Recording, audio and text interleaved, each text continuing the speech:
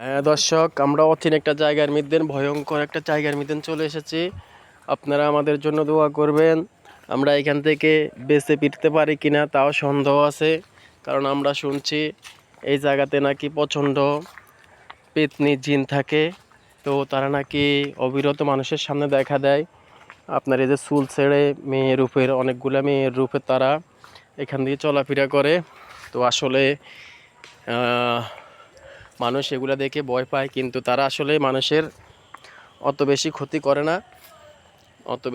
করে না দর্শক।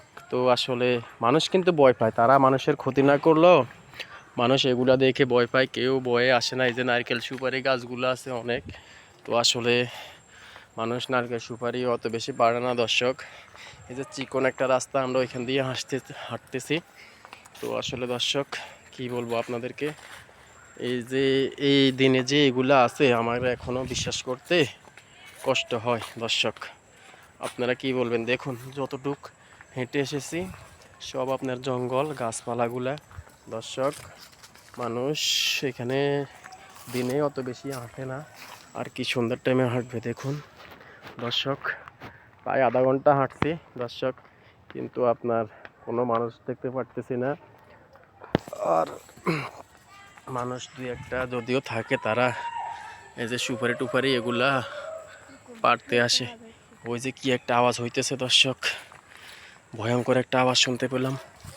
তো আসলে সবাই দোয়া করবেন, আর সবাই ভিডিওটা একটু বেশি বেশি করে শেয়ার করে দেবেন, যেন এরকম সত্যি ঘটনা মানুষে জানতে পারে।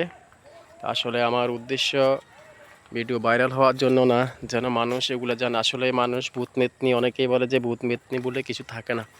আসলে দর্শক ভূত পেতনি আছে, এটা বিশ্বাস করতে হবে। দেখুন আমাদের অনেকের শরীরের মধ্যে মাঝরাতে এসে চাপি ধরে, চুল চাপি ধরে, এরা জাঁতি ধরে, নানার বাড়ি খালার বাড়ি অমুক বাড়ি সমুক বাড়ি এগুলা দেখায়। এগুলাই জিন ভূতের কাজ কারবার। তো আসলে অনেকেই আপনার বলে যে না এগুলা মিথ্যা বুয়া বানোয়াট, আসলে এগুলা তা না, এগুলা সত্যি দর্শক। তো সবাই ভালো থাকবেন, আর আমাদের জন্য দোয়া করবেন যেন আমরা এখান থেকে সুস্থভাবে যেতে পারি। সবাই ভালো থাকবেন। আসসালামু আলাইকুম।